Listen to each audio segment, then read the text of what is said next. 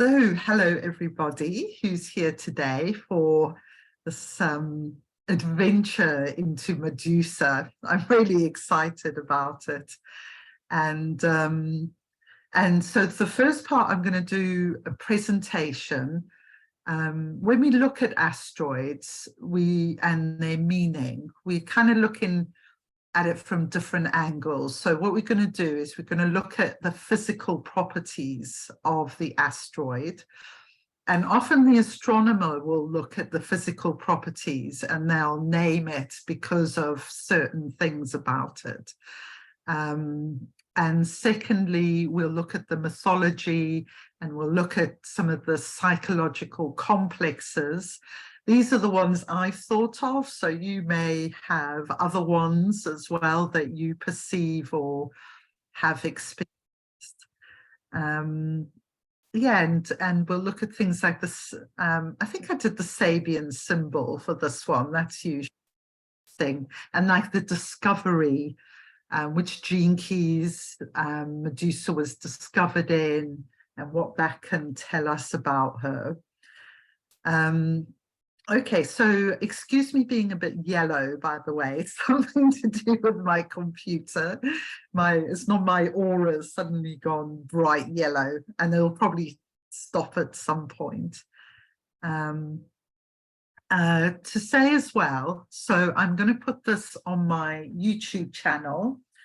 So if when you contribute, you don't want to be on that, just either put in the chat or ask me to pause, and it's very easy just to pause and then unpause the recording so you're not on there. What else do I need to say? So if you're watching from YouTube and you want to come and join in this conversation, you can sign up to Soul Tribe online, and these are every Monday. Coming up, we're going to have Pluto as the opener of the door to the trans-Neptunian objects and the new consciousness. And we're also going to be looking at Sedna, who is just like off the planet, really. She's like, whoo, massive quantum consciousness. Okay, so let's get started on Medusa. And just to say as well, so Medusa wasn't really in my plan, and then someone came along who's joining in today and asked me for a reading around Medusa, and it got me like, oh, I want to do Medusa. But there's been amazing synchronicities with Mary Magdalene, who we did last week. So it's really interesting because I wouldn't have perceived the connections with Mary Magdalene if I hadn't kind of done them one after the other. So it's interesting how the universe kind of brings in you know, the pathway, so you can perceive connections you might not have perceived before. Okay, so let's share.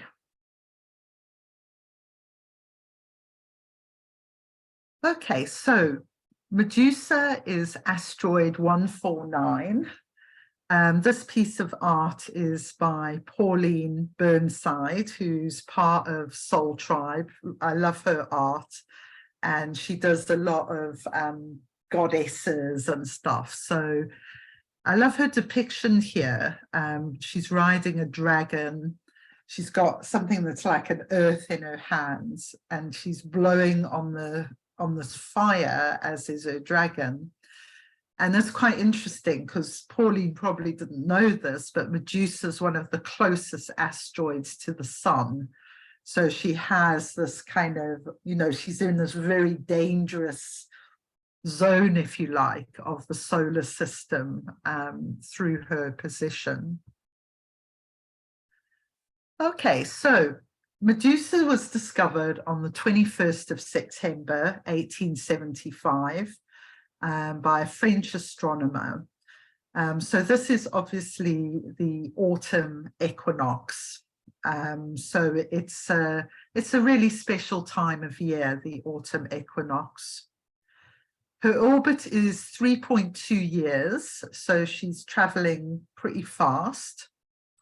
But, you know, if we're 1 year, she's going like 3 times faster. Hopefully I'm getting that the right way around. So she lies in the main asteroid belt between Mars and Jupiter. So all these bodies in the main asteroid belt are they're pathways from the personal to the transpersonal. So essentially from the I consciousness to the we consciousness.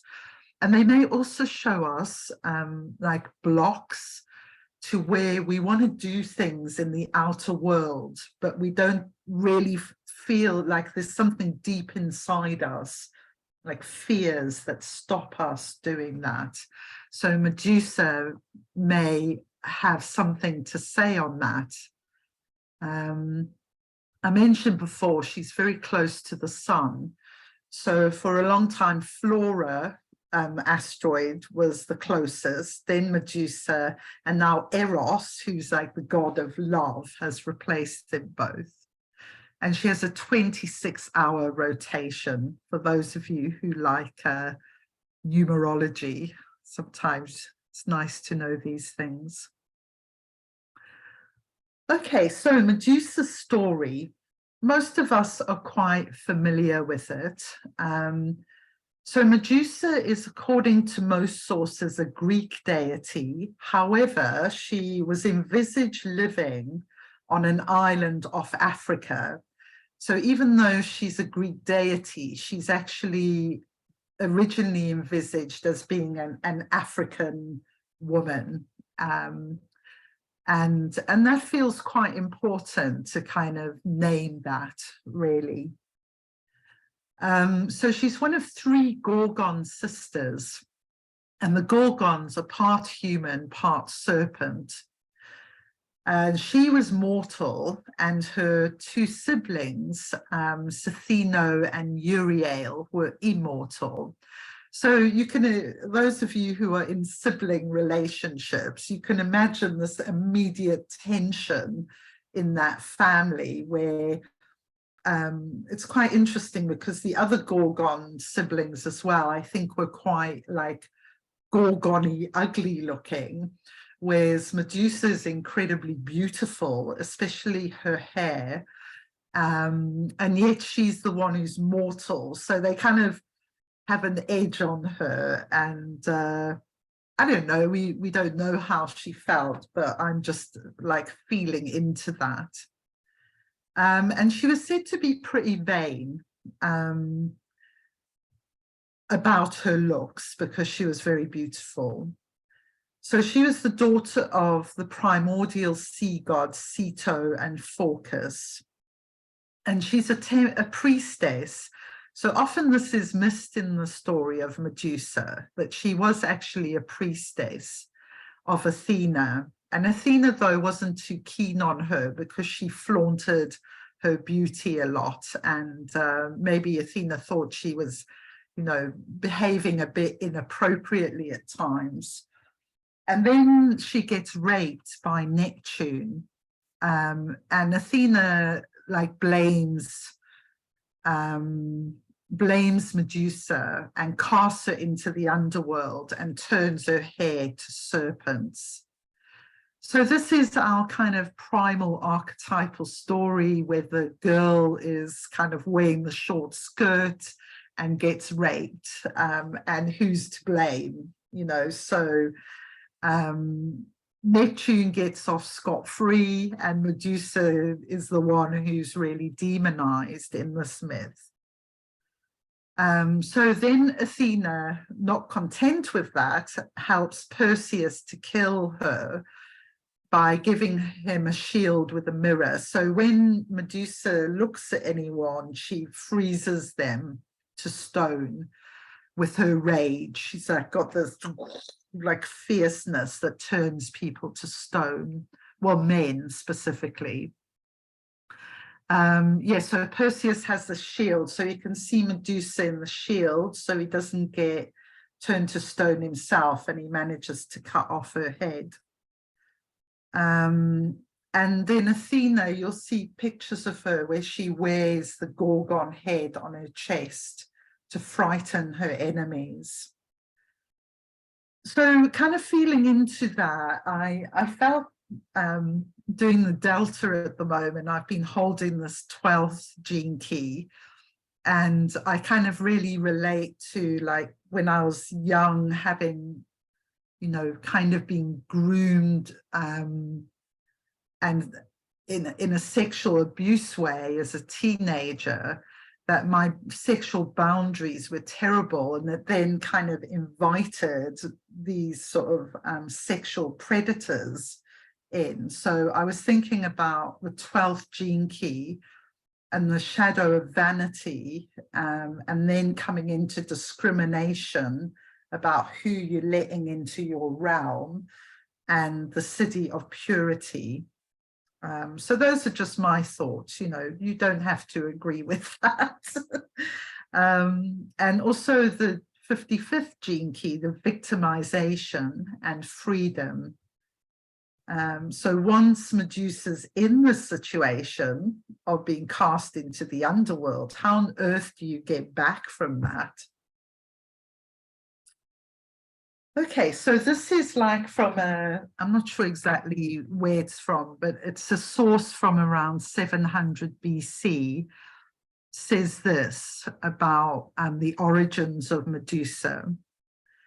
And the Gorgons who dwell beyond glorious ocean at the edge towards the night, where the clear voice Hesperides are, Seno and Uriel and Medusa who suffered woes.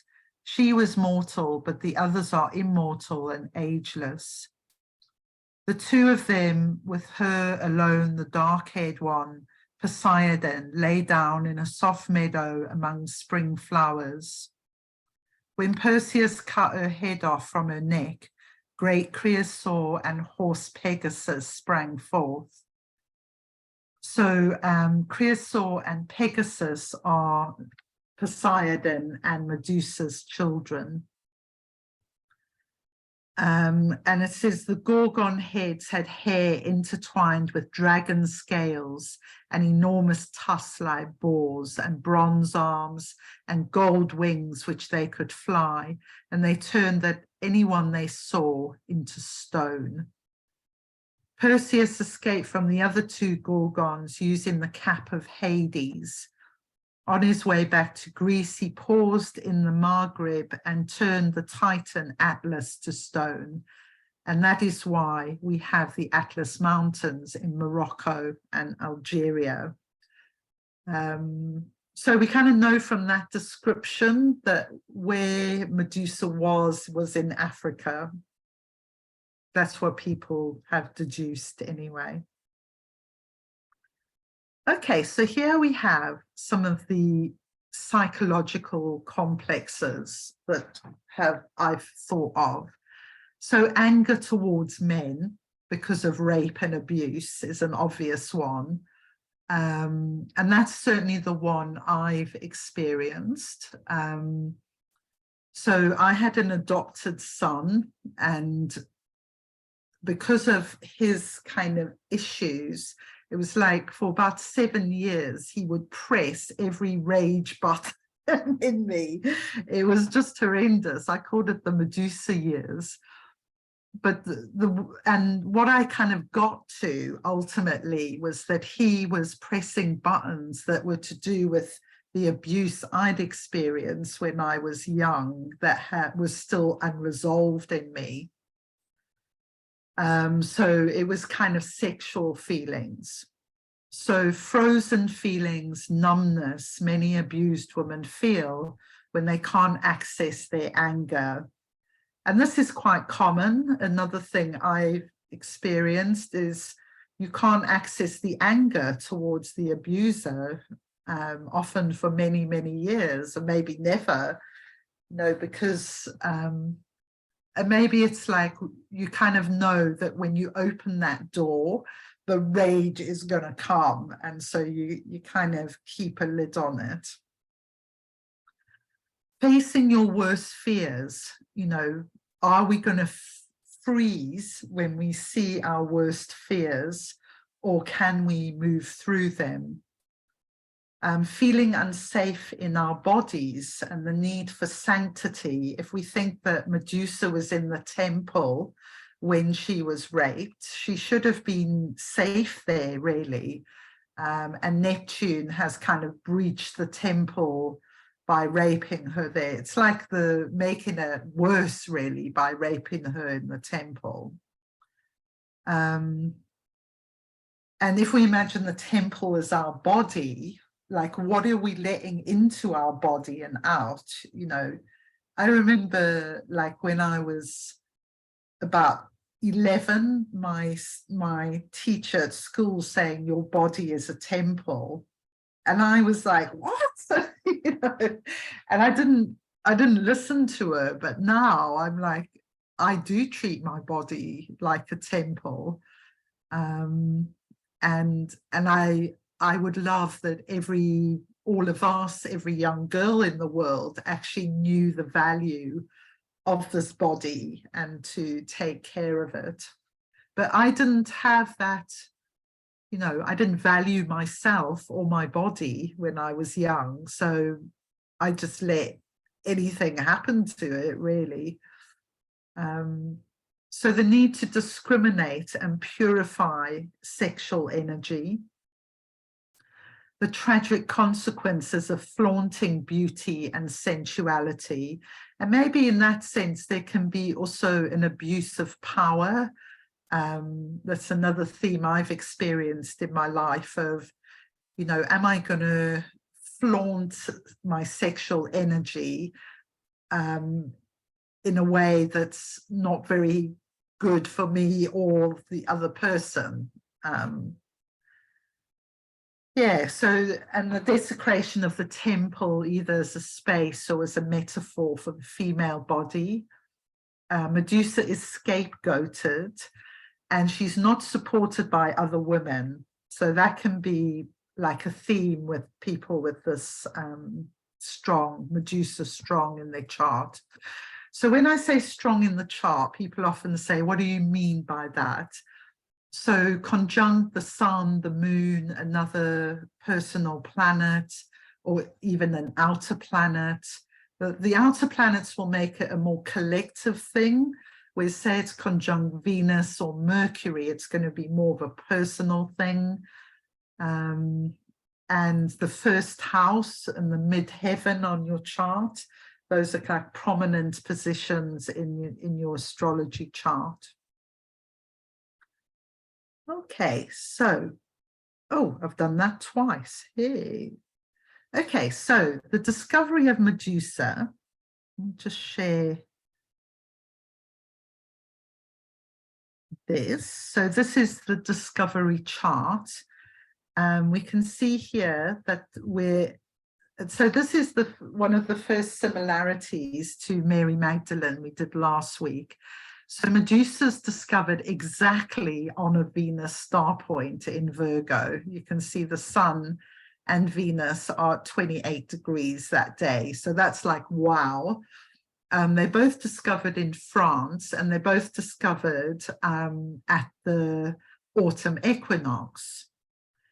So because they both discovered at the autumn equinox, hang on. They both are discovered in the cross of the vessel of love, which I think is wonderful. So Mary Magdalene, we might associate more with love, but what we can see here is that Medusa is actually all to do with the release of what I feel is a really powerful, like, universal love. So the cross of the vessel of love, the sun was in the 46. That's the same as Mary Magdalene. The earth, the evolution, if you like, was the 25, universal love. And the 46 is maybe Phoebe want to say something about this again later, but the 46 is very much about spirit penetrating into the body. It's like the major embodiment key. And then we have the 15, fluorescence, and the 10, being, in that vessel of love. Okay, so where's Medusa on this day? Well, she's in Gene Key 22, line 1. So the divine feminine, 22 for everyone people who know about the gene keys. It's a really important gene key because it kind of holds the involutionary energy of the divine feminine transmission.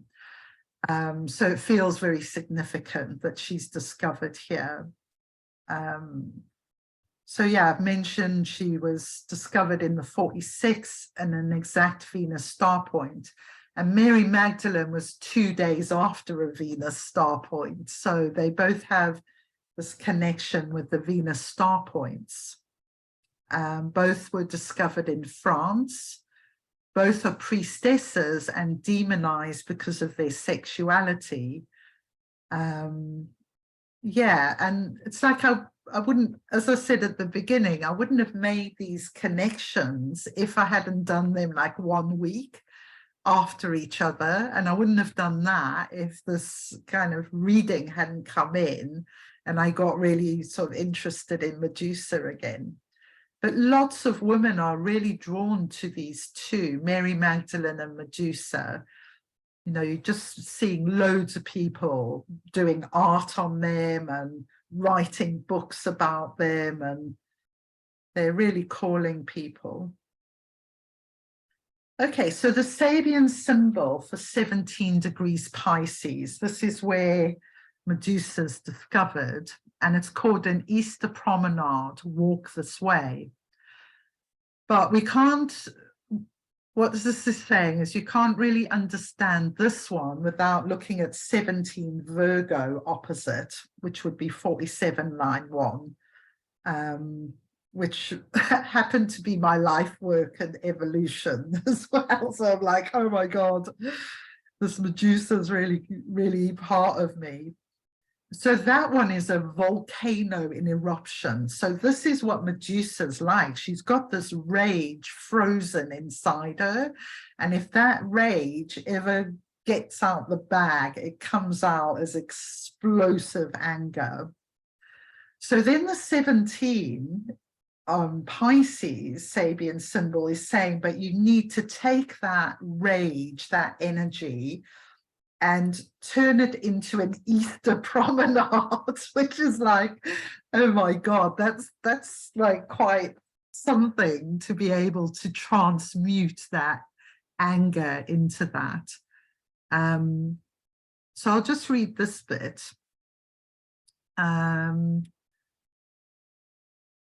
Chances are that if someone is erupting in excitement and intensity or anger, like a volcano in eruption, it's unlikely that everyday polite society is ready or even able to receive the news. This is the challenge of Pisces 17. The dynamic tends to flow this way. There are high, rigid social standards and expectations, perhaps even severe moral standards. One feels the need to duck and dive around the oppressive social atmosphere, but then it becomes all too much and the inner force of sheer inspiration bursts forth. The inspired individual runs out into the streets, proclaiming his or her new truth, and the reception is less enthusiastic. But time and development go on. There's an uplifting influence, perhaps through humor, perhaps through force of persevering character. So in a way, it feels like the issue is like, how does Medusa find her way back into the world from being banished? How does she kind of engage with 3D life, again. It feels like huge, really. Okay, so one thing I wanted to kind of invite you to share, you can share anything that you want to respond to in that, but to think about like the Medusa theme of anger and the different times of life. I'm listening to an audiobook at the moment called Haggitude, which is about the menopause. And this is something that happens in the menopause, is any of this unresolved trauma can erupt in this way during the menopause. It's almost like you lose your ability to squash it down. And it literally, like, you know, the heat flushes and everything is like, and you stop caring so much about what the outside world thinks as well.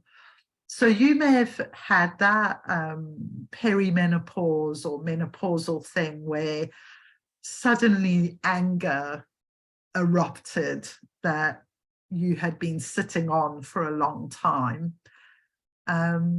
And it's kind of useful, I think, to look at, like, what were you angry about when you were in the maiden phase? And what if you are a mother, what were you angry about in the mother phase? Or, you know, that whole sort of mother-daughter thing as well. So I'm going to stop talking now and invite you guys to jump in. So remember about the pausing thing if you want me to pause.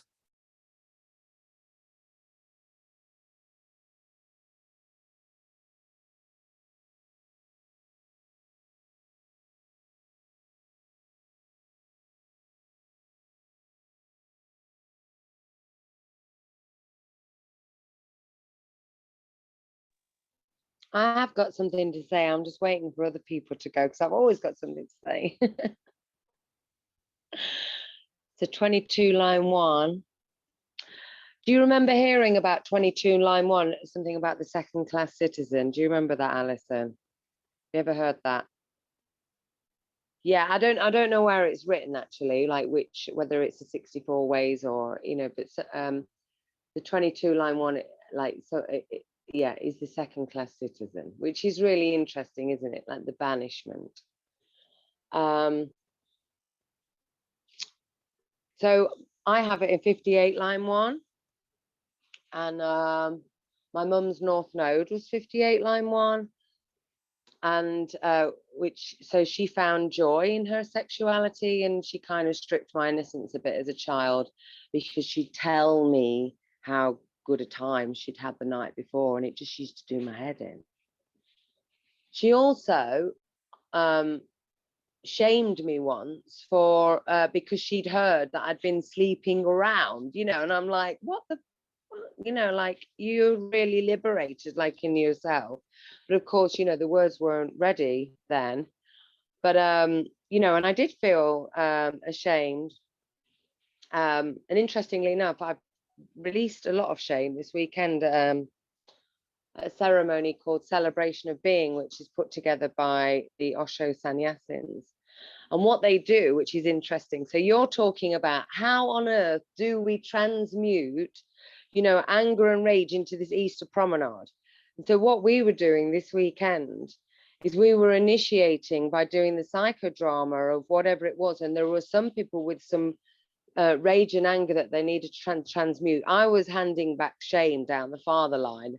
It wasn't even my dad's, you know, so it wasn't actually too personal, to be honest, but there was, you know, some emotions. But what I wanted to point out was this idea of the transmutation. I was watching that happen over and over again this weekend, where people were being given an opportunity to to the rage of the trauma.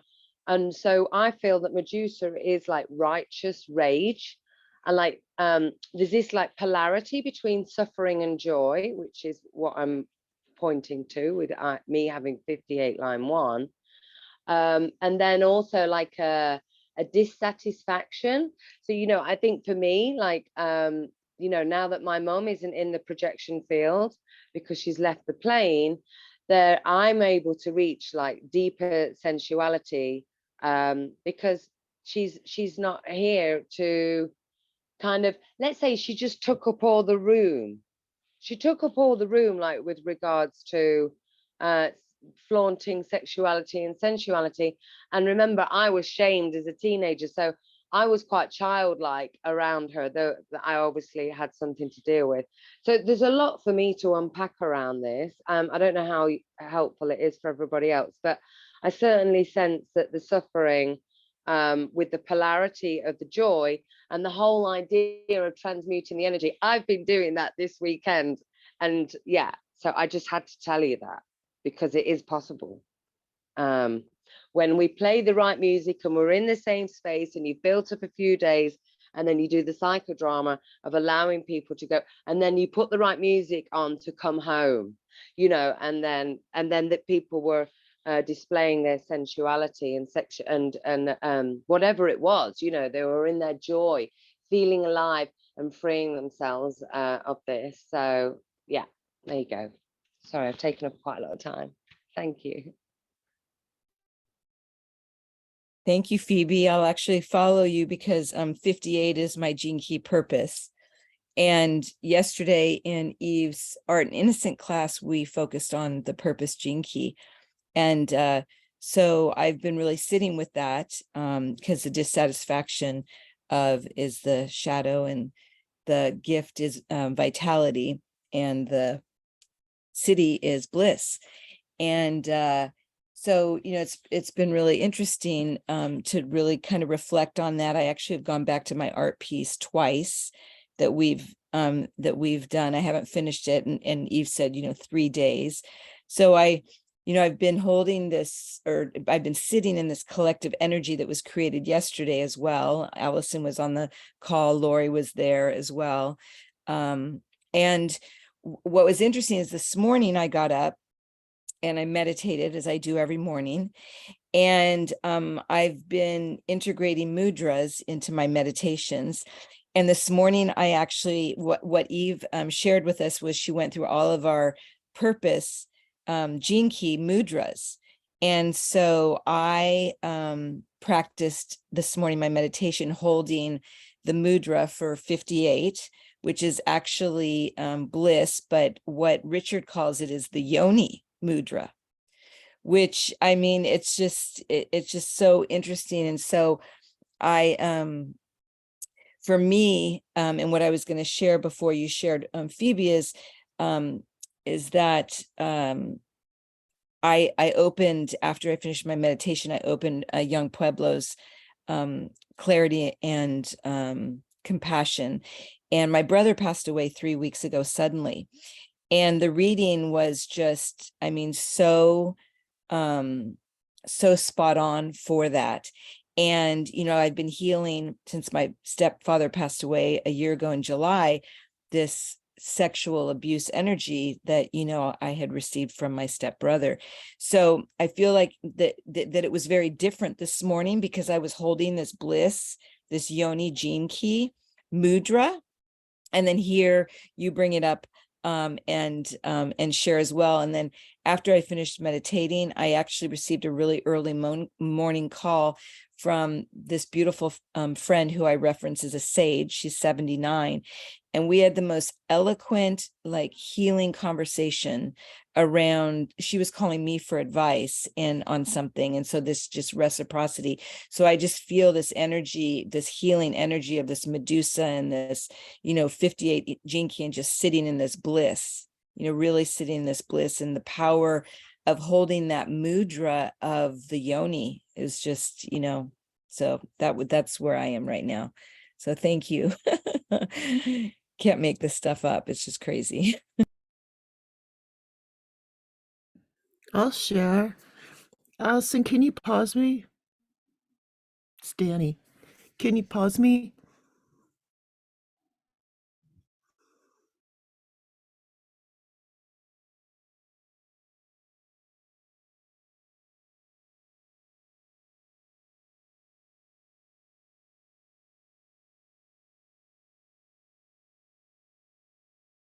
I just wanted to share something that's come up as well with Lorna, who I'm staying with, gave me permission to share this. She can't be on the call today. But her mother has the flaunting sexual energy, and very similar kind of story. One day turned round to Lorna and said, "You're not behaving like a married woman." It's like, what? Yeah, and kind of had affairs, and in small town, quite religious people ended up having to move to the city because of it. So it really affected the whole family. And father wasn't behaving either, but nobody minds when the father isn't behaving, but when the mother's not behaving, it's a different story, really.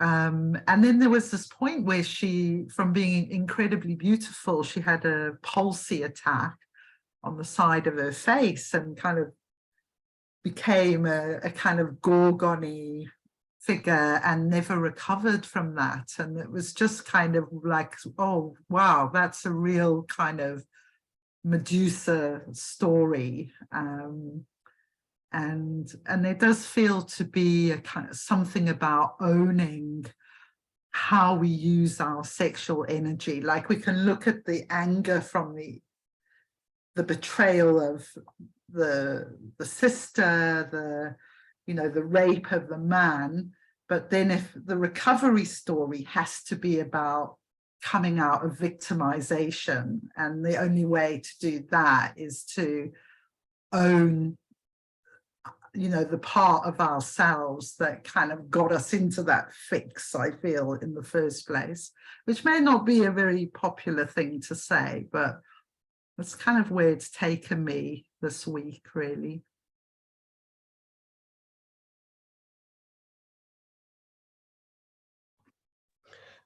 Alison, hi. I'm going to try and speak. I've got a bit of a chest infection, so I just wanted to respond actually to what you just said. It was the part about so first of all, when you mentioned the part about Medusa being banished, from the world, and then there's this journey of archetypal story of her coming back into the re-engaging with the 3D world, and I was the one who went to Alison for a reading around Medusa because I'd had a couple of dreams about her, and I didn't, just out of the blue, and I was just really intrigued.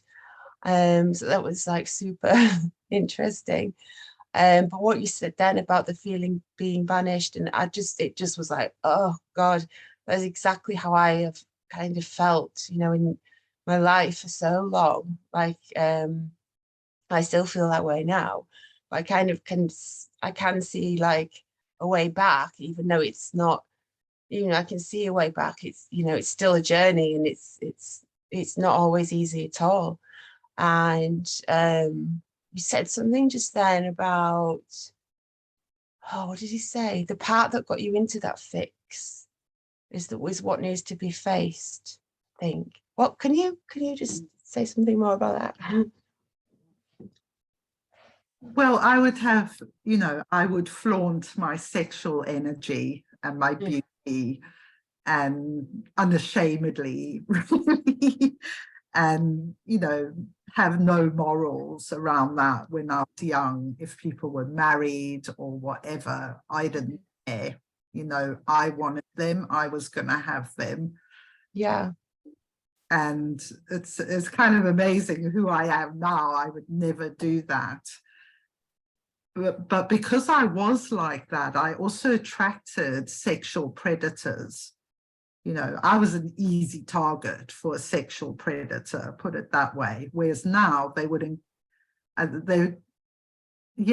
think like if you learn anything about pedophiles, for example, they know how to spot vulnerable children from a mile away. Yeah. they don't pick confident children who have great relationships with their parents. You know, they pick ones they know are going to keep the secret. So it's hard to face that it might be something in yourself that allowed that breach. If you imagine there's a breach of the sanctuary of your body, no, but was the door open? Was the message clear about whether you wanted that or not? So that's kind of where I'm coming from. Yeah. I've said any of this before. Thank you. It's come to me this week. You know, I've always been totally like Athena's the bitch. You know, Right. I'll Right. do this, and I do feel that as well. But then it's like, okay, but to get out of the victimization stories, there's got to be something else happening.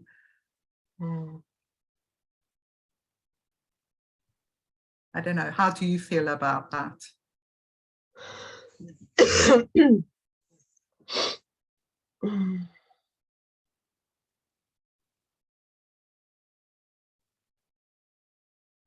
I think sexually when I was younger, I used to like use it to basically, I think really to get what I thought was getting love or getting something, you know, from the other that I felt I was lacking.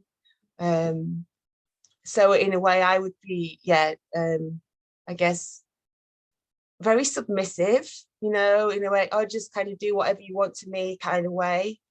And actually that really relates to the gene key that I have, Medusa in 21, which is control, and this repressive side of that is submission. So it's like, you know, I I'll let myself be controlled or dominated, and authority, someone else to have authority over my body, my sanctity. And so, yeah, I'm on the journey of reclaiming that authority of my own body. And that's part of, I guess that is part of the journey of re-engaging with the world, actually, through the body, isn't it? And that authority, taking authority for my own life and my own body and self, and sexuality as well. Yeah, thanks.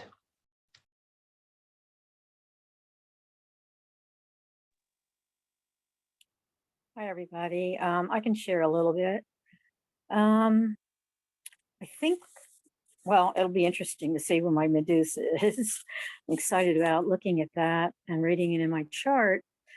But the anger towards men, of course, came for me early because I had sexual abuse at a very young age, probably like 4. And I did craniosacral therapy, and I did realize it was my father. Also, then when I became a teenager, he would accuse me of doing sexual things with boys that I was not, which made me very angry. And that brought up rage in me. And I was like, I didn't do that. It hurt me. And, you know, if he would beat me, I would say, kill me. I don't care. I didn't do it. That's exactly how I feel. I was very stern in knowing my truth. And I think the effect it has on me is definitely, if someone would approach me that I don't want them to, it's kind of like, who do you think you are to come to me in this way? I stand my ground. And so I'm very discerning, very standing in my way, in which I respect. And also, for me, it's just, there's certain ways that would definitely turn me off, which is definitely about going past my boundaries. So I remember even at one time I had a Medusa ring. I think I still have it.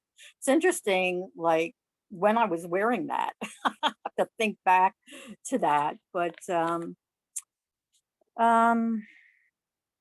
yeah, that's probably about all I really can address with that. But I feel, I think I've learned to stand my ground and respect who I am in my body, and just stay celibate until I feel I want to share with someone that I have to have. I definitely have to have feelings. I have to definitely have feelings or love for a person before I go there. So that's my story. Thank you.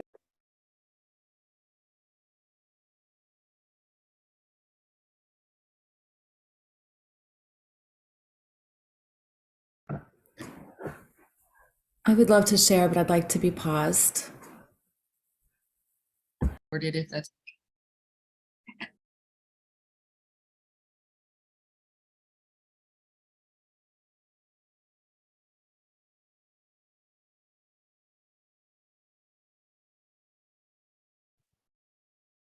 So I'm just noticing we've reached our hour. And that's been an amazing conversation. And I just felt really, I just want to say, I felt like I really wanted to have conversations this year, and for anyone to join in, like even if you don't know anything about astrology, you can know about the archetypes and the mythology, and it's just so much richer. And yeah, I've really enjoyed this. So thanks everyone for contributing and sharing such deep stuff, because it feels like it's really important to talk about these things, you know, and yeah, so thank you. And so next week there won't be a call, but the week after we'll be doing Pluto, and Pluto in kind of a way of Pluto opened the door to the trans-Neptunian objects. We didn't know that at the time. We thought it was just a planet. So it's going to be an interesting look at like what changes in consciousness did Pluto bring when she was discovered in the 1930s. I'm going to talk a bit about a Scottish writer called Nan Shepherd that sort of crossed my path, who is a very interesting one. Yeah, so if you want to, anyone comes across your path from that 1930s time, or some kind of piece of culture or something that happened, bring that along with you. Okay, so thanks everyone, and see you all soon. Bye.